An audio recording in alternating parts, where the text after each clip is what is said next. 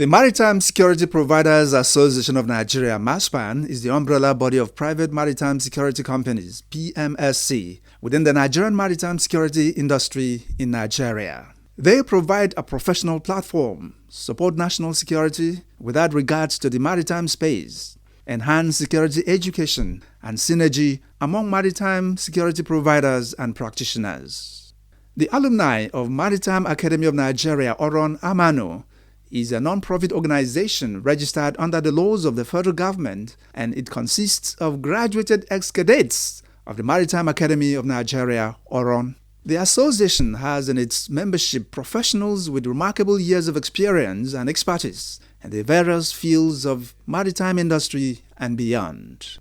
Both recently organized a conference with the theme Drug and Human Smuggling, Trafficking, the Evolving Maritime Security Threats to Ships and Seafarers, with the aim of recommending solutions to the federal government's major challenges ship owners and crews face anytime there are in the Nigerian waters with regards to detention when drugs or stowaways are found on board the ships. Provides the mobility needed to actualize this illicit crime. Records from the United Nations Office on Drugs and Crime shows West Africa is a transit region for narcotics, mostly emanating from South America. There is one clear fact. The federal government, through the Minister of Marine and Blue Economy, Chief Boyega Oyetola, and chairman of the conference, admitted that there is a troubling increase in maritime threats, particularly those related to drugs and human trafficking. Chief Oyetola was represented by Director Marine Environment Management of NIMASA, Mr. Heki Dinowo. As we assemble here, we represent the collective commitment to safeguarding our marine and the blue economy. I am informed by the organizers that this conference brings together a lot of key stakeholders, including ship owners, operators, seafarers, policymakers, lawyers, law enforcement agencies, international partners, and regulatory agencies, and are expected to proffer a holistic approach to address the security constraints in the sector. The Director of Operations, Specific Basin Shipping Limited, Hong Kong, Mr. Shirez Prabhakar, practically gave a short expository glimpse on the activities of drug cartels. With drug smuggling on board ships has gone up by some 400% globally. And most of the drug smuggling activities on ships starts in ports in Brazil, Colombia, Ecuador, Peru, Mexico, and Panama. Santos in Brazil for the last 4 years has been the worst port in the world for drug smuggling on board ships. Drug cartels seem to easily penetrate the port security services, board the ships, hide drugs on board ships, which is extremely easy to do on big ships. The crew have no clue that the drugs on board.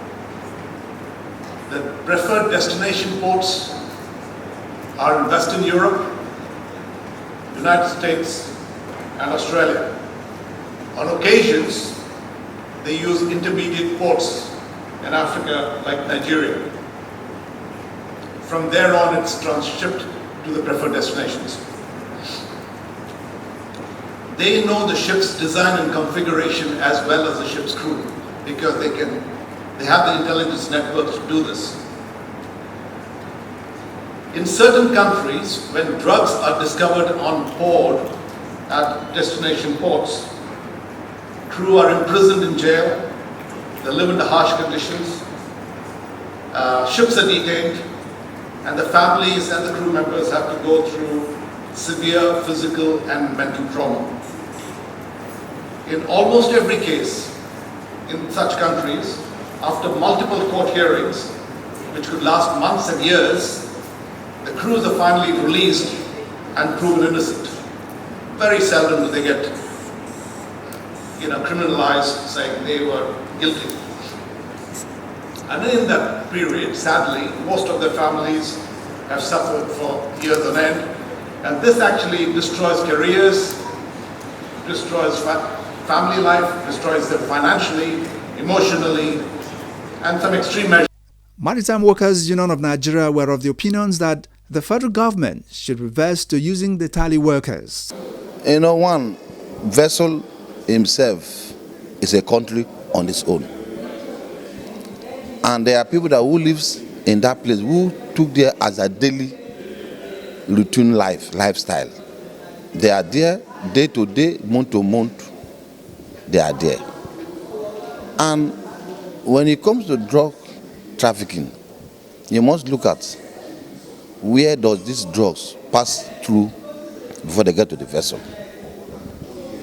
Somebody is the one that might be responsible in doing that. If the government authority find out that there are drugs in this vessel, you find out that every crew will suffer for it. We have told the federal government time with that number, bring in tally clerk back. Bring in tally clerk back. Bring in on board security men to play with the union. Let them sit down with the union. You cannot be giving our jobs to people that who are going to, okay, fine, I have a terminal. And you are giving me that I should be the one that we're going to provide tally clerk. Who is supervising who? Nobody is supervising who. So what we are saying that, call the union, federal government, sit down with them, all security agents. Everybody must be on the room and be able to tell themselves the frank truth. Where are the security men by the ship side?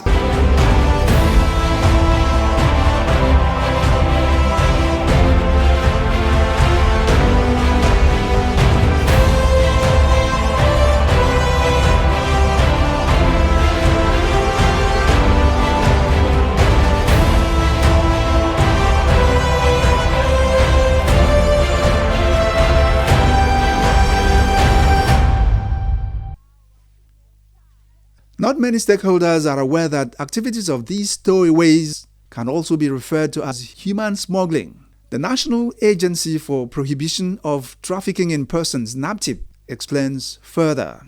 For having me. Let me start by saying that migration is not a crime, and that migration is a right of every human being. Right from the creation of the world, human beings have been moving from hamlets to villages to towns to cities of the world. It is when migrants go through irregular routes that is when it becomes a problem.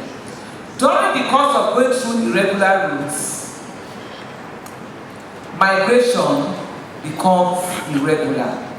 Let me state that there is nothing that is called illegal migration. All migrations are legal, but we have irregular migration. Human smuggling, as you are aware, is the illegal facilitation of the entry of a person into a country which is neither a citizen or a permanent resident. When somebody migrates from his or her country to another country, and that movement is facilitated not by legal documents, or somebody moves into a country with genuine documents, and when he's supposed to leave that country, that person refuses to vacate or leave that country, his stay in that country becomes irregular. Captain Sunday Warren, the Secretary General, Abuja MOU, emphasized on how these ships are badly damaged whenever they are detained by relevant authorities. As in light of the subject we are dealing with today, we can redefine a merchant vessel as a means of transportation of carrying legitimate cargoes, goods and persons, which are duly declared, manifested in the bill of lading, and its freight duly paid. So we're dealing with criminality, the hurt the ship owners, and there's also the aspect of issue against the state. So for port state control, a vessel, there are a lot of things, factors that will aggravate into a vessel being classed as substandard. Primary will be first, the certificates are all valid, the crew are well certificated, and of course, the vessels, the construction aspect, the equipment aspect are all meet international standards. So let's take an example to the substandard. Then you go down to the criminals. What do? They will come in, they could, like one of the pictures that was shown to us, events, they will use events to stack drugs. Pipelines, they breach the pipelines, stack drugs. Pipelines that were meant to carry cargoes, for liquid cargoes, or they were meant for effluent, are now blocked. And so that naturally turns the vessel into an unseaworthy vessel. Port state is your right to inspect any vessel that comes into your port. And by our agreement, you should inspect at least 15% of foreign vessels that come into your port. So if you go on board the vessel, the inspector actually inspects the vessel to be sure that she's built, the equipment are all working, and so they have access to different aspects of the vessel within the period that the vessel is calling at your port. So somehow, in the course of inspection, they could strike a gold mine as in uncovered drugs are hidden somewhere. Somehow, in the course of the inspection, they could see things that are not supposed to be. Probably some sort of alteration.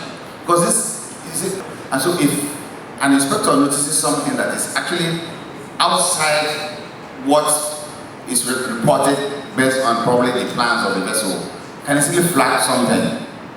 And when these guys actually know that port states usually visit their vessels, they are very careful. Such vessels are not like target, in their own businesses.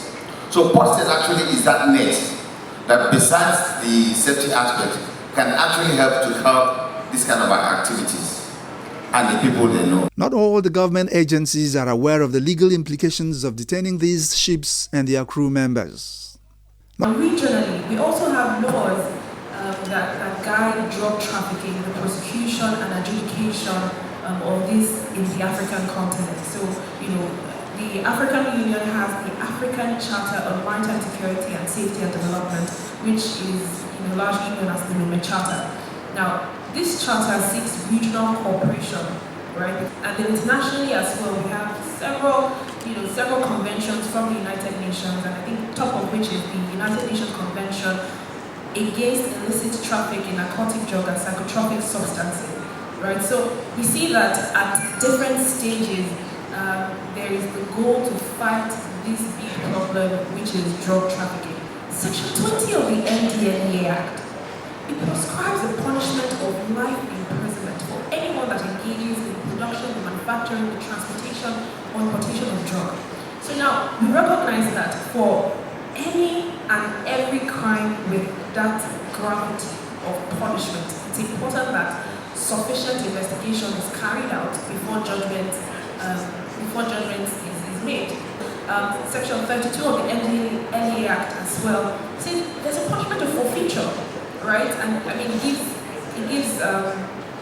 gives requirements for the forfeiture of the vessel. But with such a severe punishment, it's important that adequate investigation is carried out. Or can these investigations be carried out? Part of the recommendations was for the National Drug Law Enforcement Agency, NDLEA, to revisit the enabling laws, even though they tried defending the existing law. Question. Just imagine the size of the ship. That's how complicated the investigation is. Now, I want to quickly take you through our investigation procedure. Investigation is the action of investigating something or a person. And from the NDLEA perspective, we work with intelligence. And when we get our intelligence, we'll process that intelligence. Processing involves watching out the time when the vessel will arrive, the place where it's going to berth, the number of crews, and then we prepare ourselves, specific location, and we using sniffer dogs. I will refer to the case of the MV Smuggling in 2021. That was the eye-opener for NDA, because it took us a very, very rigorous time doing that investigation. In fact, we have never done an investigation so tedious as what we had in the MV Smuggling. The Director, Chambers of Shipping, Mrs. Vivian Chimezie, cited some specific examples. Take for example, if you go to some countries, because of their, for us here, it's life imprisonment, but in some countries like Singapore and China, it's actually death. So you see that these activities have reduced because of the laws that are put in place. So what we have done is for our members to understand what these guidelines are for and why it's important for them to have the publication. Because the publication is actually revised in view of the current realities of the business. Now they have become more sophisticated in the way they operate. So these guidelines has gone ahead to expose these ways. Right, you can see them in the guidelines, you can see them, and also you see cases, real cases of things that of such experiences that other countries have had and what they have done to manage these experiences. But that's why masters are involved in these guidelines, because the masters are not going to say they don't know what the arrangement of the vessel is all about. They have the sheets. Alright, so the reason why it was set for masters and the shipper, and maybe from this conversation we can look at other stake actors in this situation. So if we're not talking about just the masters and shipper, maybe we should also be talking about the ports, because the ports also play a huge role. The guidelines also states that it's just to show the members, and not just members, because ICS accounts for about 90% of the ship owners across the world. So it's not just Nigeria, but bringing it back home is for us to understand every member should understand their own peculiarities. One of the things that we also learned from looking at the guidelines or reading the guidelines is to understand how we can also model the security SOPs to manage our own situation. It was mentioned, or we know, that in the United States, if there is an intelligence that there are drugs, they can go far into the sea to make sure the sea doesn't even come into their borders. The event is put together by the Maritime Security Providers Association of Nigeria, MASPAN, and the alumni of the Maritime Academy of Nigeria, AMANO. And it's targeted at putting an end to drug trafficking, drug and human smuggling and trafficking, reviewing the threats this poses to ships and to seafarers. And it was such a robust one, first beginning with the case study from Captain Suresh, who came in from Pacific and gave us first-hand accounts of what their company, they own bulk ships, have had to go through, and how many seafarers had to suffer. The entire event questioned the kind of infrastructure we have, the efficacy of the infrastructure, our infrastructure that tackles drug trafficking and human trafficking. So we had representatives of NDLEA, we had representatives of NAPTIP, yes, they tackle the human trafficking angle, and they all spoke to what they do. But the industry came to a consensus, which is that maritime trade borders the international industry, and it's run by conventions, and as a result of this, you know, our own laws cannot operate without fathoming what the content of the conventions were signatories to, you know, how it impacts us and how our laws can impact those. As such, the stakeholders have called for a more robust forum where every player, whether it's the Nigerian ports as the landlord, or NIMASA as the Maritime Administration, or Abuja MOU as the port state control, or seafarers themselves, or ship owners, or the police, we want something like what we had for the Deep Blue project, which tackled maritime security in terms of piracy, to be replicated. The earlier the federal government swings into action in amending the enabling laws, the better it is for the shipping sector before ship owners and crew members start boycotting Nigerian domain. Credit for the successful coverage of the event goes to the entire maritime media, most especially Maritime Reporters Association of Nigeria, MARAN.